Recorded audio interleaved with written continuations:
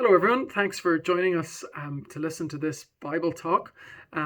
As a church, we're meeting back on Sundays. We're taking tentative steps this morning to meeting back, but we haven't gone for the full Bible talk each week. So for this week at least, this is going to be posted online like this. And I think next week there'll be a special session just for half an hour at the community centre where we'll have this Bible teaching part for those who want to come to that and not come to the later service that we have. This morning we're looking at kindness and the question of kindness. It's the fifth of the fruit of the Spirit mentioned in Galatians chapter 5 that Paul says are the characteristics of those who are living healthy spiritual lives. And I want to read just a very small bit from the book of Ruth in the Old Testament. And this idea of kindness is one that comes up again and again in that book. We read about somebody called Naomi, who's from God's people, and she ends up in a country called Moab. She brings with her her two sons and her husband, but both her husband and her sons, who've married Moabitess women, all three of the men die, leaving Naomi with just her daughters-in-law who are from that country Moab that she finds herself in. It says in Ruth chapter 1 verse 6, when Naomi heard in Moab that the Lord had come to the aid of his people by providing food for them, she and her daughters-in-law prepared to return home from there. With her two daughters-in-law, she left the place where she'd been living, and she set out on the road that would take them back to the land of Judah. Then Naomi said to her daughters-in-law, go back, each of you, to your mother's home. May the Lord show you kindness, as you have shown kindness to your dead husbands and to me. May the Lord grant that each of you will find rest in the home of another husband. And this is a theme that comes up again and again in the book of Ruth, one that we'll come back to a little while later in this Bible talk. Kindness is not something that really sells Sky subscriptions. That's something we've discovered in post-lockdown when the Premier League has got itself back up and running. And Roy Keane, the pundit, the ex-Ireland and Manchester United footballer, has been box office. He's been at his scathing best in his commentary. And particularly, he's reserved his harshest words for players of the team Manchester United that he once played for. He, on a particularly bad day, he criticised a centre-back, a man called Harry Maguire, and the goalkeeper, David De Gea. And he says of them, Maguire and De Gea, I wouldn't even let them on the bus after the match. Get a taxi back to Manchester, he said. Shocking. Maguire, I'm disgusted with him. And De Gea, you should hang your heads in shame. You see, his meanness and his nastiness has people tuning in. He is drama, and people want to see what he has to say as he slates these players from his former team. Being kind is not exactly in vogue, or not exactly the sort of thing people want to tune into. Noel Gallagher, the former Oasis frontman, he's a singer and songwriter. I remember hearing him talk about a song. He says it's very easy to write a song that has negative thoughts or is dark or has badness in it. He said, but trying to write a song that's positive and good and talks about happy things that people want to listen to, well, he says that's really hard work. He says that there's something about us that are drawn to the unkind or drawn to the difficult, but celebrating a song is a much harder thing to do. We live in a world where lots of us and lots of people are involved in social media of various kinds. And it gives quite an insight when people's behaviour on social media is analysed. Research is showing that people are far more likely to be mean on social media than they are in the normal everyday public sphere or realms that they find themselves in. One of the things that I've noticed as I've used a little bit Twitter is that those who I follow, and a large portion of the people that I follow, are people who might call themselves the progressive or liberal kind. And one of the good things about the progressive liberal people that I come across is that they seem to have a real sense of wanting equality and wanting to have social justice in the world. And this phrase that has come into vogue this past year or so in response, a right response to some of the treatment of people on social media, just a very simple phrase that people are using, and it's be kind. A simple reminder that even on social media we should be kind. But one of the things that struck me is that some of these people that I follow who are liberal and progressive, it seems that this be kind only applies to people who they perceive to be on their own side. You don't have to be kind to the other side. And a particular example of this was a few weeks ago when Mike Pence, who's the Vice President of the United States of America, who's a particularly vilified figure by the progressive liberals, he was going up the stairs of an airplane, and he somehow managed to fall as he was going up it, and he fell. And I saw all of these tweets that went around, and they were laughing at Mike Pence falling. We're talking about a man who's nearly reached retirement age, falling on the stairs, going into an airplane.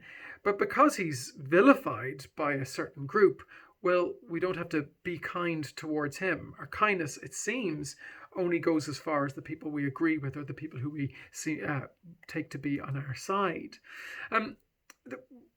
What kind of kindness are we called to? And we'll be thinking a little bit about that in this Bible talk. A very famous Bible teaching preacher by the name of Dr. Martin Luther King once described the kind of love a Christian is supposed to show. He's addressing African Americans in the 60s when they're being harassed and when there's just racism all over society. And he said the most amazing thing. He said, throw us in jail and we'll still love you. Bomb our homes and threaten our children. And as difficult as it is, we'll still love you. Send your hooded perpetrators of violence into our communities after midnight hours and drag us out onto some wayside road and beat us and leave us half dead. And we will still love you. But be assured that we will wear you down by our capacity to suffer. And one day we will win our freedom. We will meet your physical force with our soul force. Do to us what you will, and we will still love you. Now, I read that quote in a book, in a novel, and the main character of that book, Elwood, he's an African-American, he's wanting to become an activist.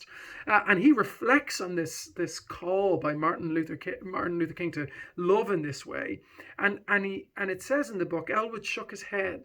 What a thing to ask. What an impossible thing. How is it possible to live with this biblical kindness and love in the way that Dr. Martin Luther King called his followers to and calls us to? How is it possible to do that? Well, the first thing that we need to realize, as we do with all of these fruit of the Spirit, is that they are supernatural.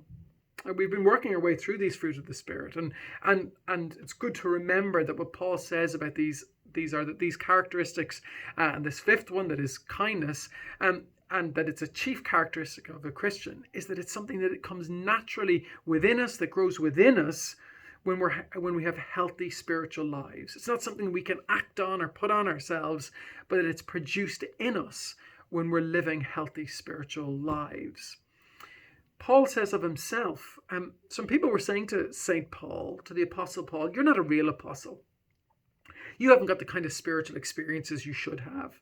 Who do you know? Do you have the right letters of recommendation from the right people? And Paul writes to defend himself. And he says, well, my Christian experience actually is one of the things that you should know, says that I am a true apostle. The things that I've gone through, sufferings, beatings, shipwreck, all of these things. But he says, also look at my character. And Paul says, how do you know I'm an apostle? Well, he talks about the things that he teaches being true. He talks about have purity in his character. And he also says, really simply, my kindness.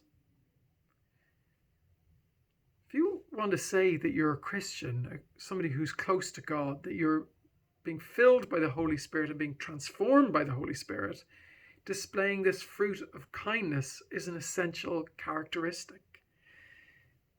Getting these things and having them as part of your life are not something that you can produce by practice, like better handwriting or perfecting your MMA style chokehold or working on your perfect banana bread. No, this type of kindness, like all of the other spiritual fruit, is spiritually generated characteristic. It's a characteristic that's formed in those who walk in step with God's Spirit. Being a Christian should make a difference to the people you encounter. The way we live should be countercultural.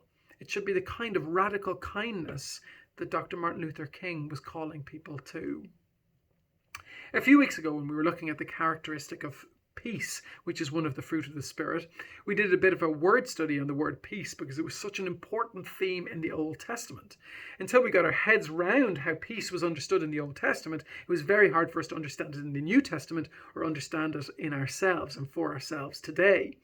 Kindness is another word that has an extraordinary prominence in the Old Testament, and it's most prominently used to describe the character of God. There's a little word, it's a Hebrew word, which is chesed.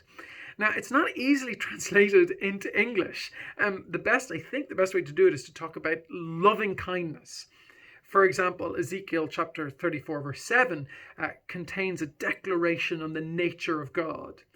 It says there that the Lord, a God merciful and gracious, slow to anger, and abounding in steadfast love, that's chesed, and faithfulness, keeping steadfast love, that's chesed, for thousands, forgiving iniquity and transgression and sin.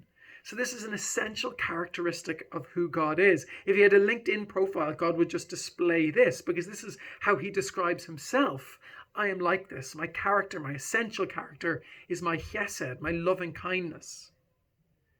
256 times that word chesed is used in the Old Testament, and the vast majority of them are used to describe God. It's an active, proactive, loving kindness towards people. It's such a big theme in the book of Ruth that we're looking at. This book in the Bible, it's the story of these three women who find themselves in a difficult situation. Naomi is a Jew who finds herself in this other country, as I said, Moab, with just two daughters-in-law who are not Jewish but Moabitesses, and all three are widowed. Now, from our vantage point, because we've got social care systems and because lots of women work and rightly are able to earn money for themselves and have their own upkeep and make a living for themselves, it's hard for us to get our head around what it meant to be a widow. The reality was, in the time of Naomi and her daughters-in-law, women were not really able to stand on their own feet. They weren't really able to earn money for themselves. They were extremely vulnerable if you were a widow and you didn't have somebody who could earn for you. Women had virtually no rights. So if you became a widow, you were vulnerable. And it seems that a kindness that they received from others and towards each other was what sustained them. And in Ruth chapter 1, verse 8, Naomi talks about the kindness that she's experienced being in Moab. She says to these daughters-in-law who are not from where she's from, "Go back, each of you, to your mother's home. May the Lord show you kindness as you have shown kindness to your dead husbands and me." What Naomi is praying for these is that God's kindness will come to these women. That as they have cared for her, for Naomi, they'll receive God's kindness. It's a practical kindness that wishes for the best for people. The Psalms are coming down with prayer to God for his chesed, to hear, answer, save, redeem, deliver, protect, and forgive. Psalm 136 is maybe the best example of this. It's just a line after line, and there's a refrain that runs the whole way through it. And the refrain says, "His love endures forever." What's that word for love? It's chesed. His loving kindness endures forever. So what's the nature of the God of the Old Testament and the New Testament? It's kindness. It's this profound and deep and difficult to translate word, chesed. My dad, who knows lots of languages, always says English is so limited, isn't it? And chesed is one of those words that is a little bit limited. We can't just say loving kindness or kindness, but it has such a full meaning in the original Hebrew. But the theme of kindness doesn't stop in the Hebrew in the Old Testament, but it's taken up in the New. The word used in Galatians as one of the fruit of the Spirit is a word, it's a Greek word, it's Christotes, and it describes the kindness and practical loving morality towards others. So, for example, again in Romans chapter 2, God is described as having this kindness towards humankind. What's God's attitude towards people? What's his attitude to those who he's created? It's kindness.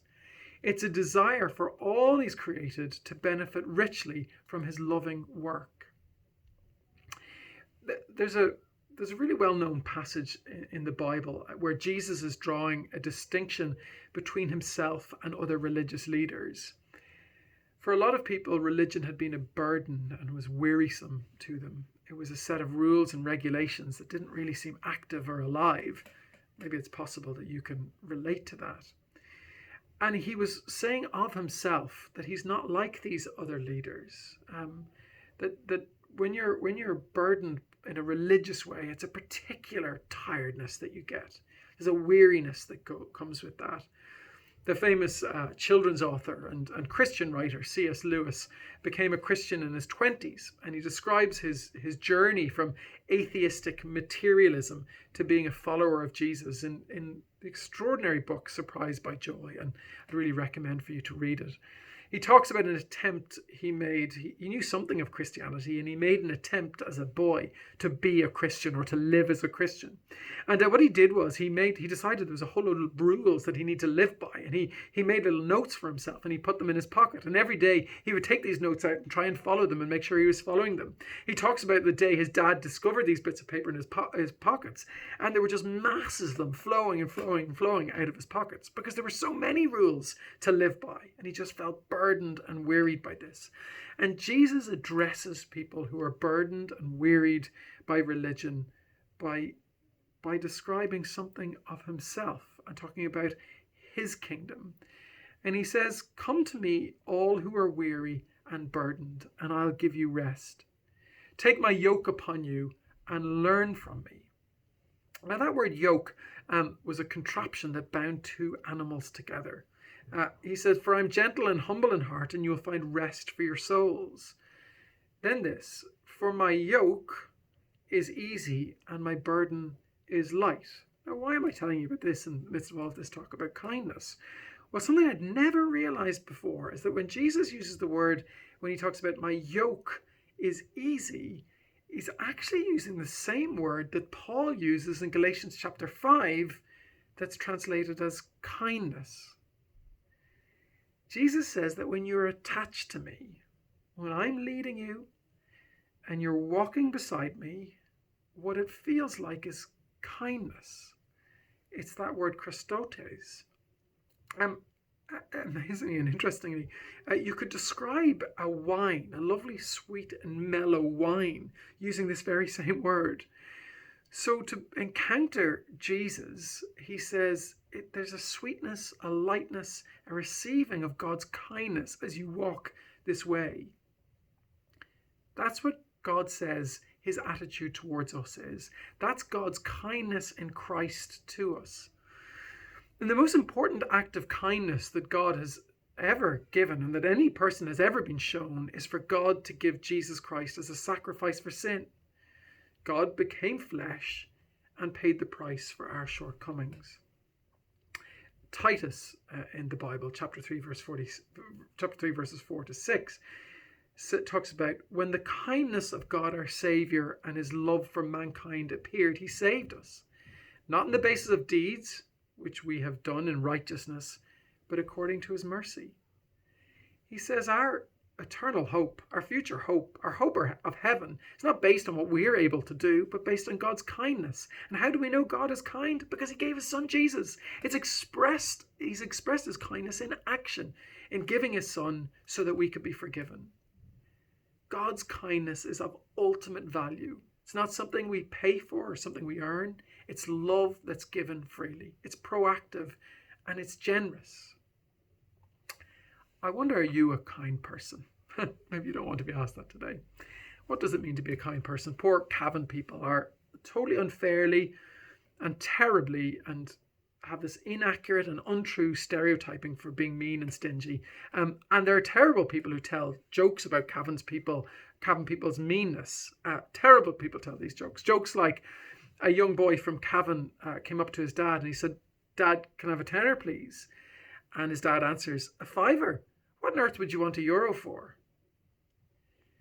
Or the story about Paddy Riley was peeling wallpaper off his walls in his home in Ballyjamesduff, and a friend of his, Hughie Smith, arrived to visit, and he says, "Paddy, are you decorating again?" And he says, No, I'm not decorating. I'm moving out to a new house in Virginia." Maybe we don't want to have a stereotype for being kind, and those poor Cavan people, I'm sure they're extraordinarily generous, but we don't want to be known for being unkind. What's the target we're aiming for? What does it mean to live in this kindness? And first of all, we receive God's kindness, and then we try to live in this kind way. And the first thing, if we're going to be kind to people, it goes without saying almost, but I will say it, that one of the kindest thing that we can do is point people to God's kindness. That there's the ultimate giver of love. There's the ultimate lover of our souls, and it's God himself. And that for us to be kind to people is to point people to him. But as we share God's kindness with people, that's got to be wrapped in the package, a whole package, a total loving kindness towards those we encounter. And what kind of standard do we have in this encounter? How kind do you have to be? Who do you have to be kind to? Well, I started this by saying that this movement, this Be Kind movement, which I think is a brilliant thing, maybe a lot of people who've taken it up really just want to be kind to those people who are on their own side. But listen to what Jesus says. Luke chapter 6, verse 35. Love your enemies and do good and lend, expecting nothing in return, and your reward will be great. We love our enemies. This radical call to love those people who don't love us. This radical call to be kind and to care for people who might be opposed to us, or hold different religious views or political views, or come from the wrong side or the wrong tribe. We're called to love them and to show them loving kindness. It's possible as you show kindness and you even experience kindness being given to you, that you might experience kindness might feel like a blow. It might initially seem hard. Psalm 145 verse 5 says, let a righteous man strike me. It's a kindness. Let him rebuke me. It is oil to my head. Oh boy, none of us like to be rebuked. None of us like to be told where we're falling short. But actually it might be a kindness for somebody to point out where we're going wrong. Somebody said a kind surgeon cuts deep to get to your cancer. Could well be that it's a kindness to say difficult things to people. And let me finish with this. Kindness towards people is not just a random act. There's a movement that's random acts of kindness, and I think it's a good one. It has good intentions, that we would do nice things like buy a coffee for the person coming next to us in a queue, and I think that's great, or giving €20 to somebody who's asking for it on the street, and I think you should give generously. But actually for us to care for people and to live in kindness with people is deeply difficult and even painful for us, but it is what we're called to. Over this past while in church, it's been wonderful to see people from church trying to care for people who are particularly vulnerable and in difficult situations. And the thing that I've seen as people, individuals and groups of people have tried to care for people in these difficult situations is it's draining and it's exhausting. It's not just random, and it's not just one act of kindness, but it's a long process of walking with people who are in difficulty. It's turning up again and again and again. It's countless phone calls. It's loving people even when you're tired. This kindness is the kind of kindness that God calls us to. My prayer for me, as it is for you, is that you would experience God's proactive and sacrificial kindness in your life.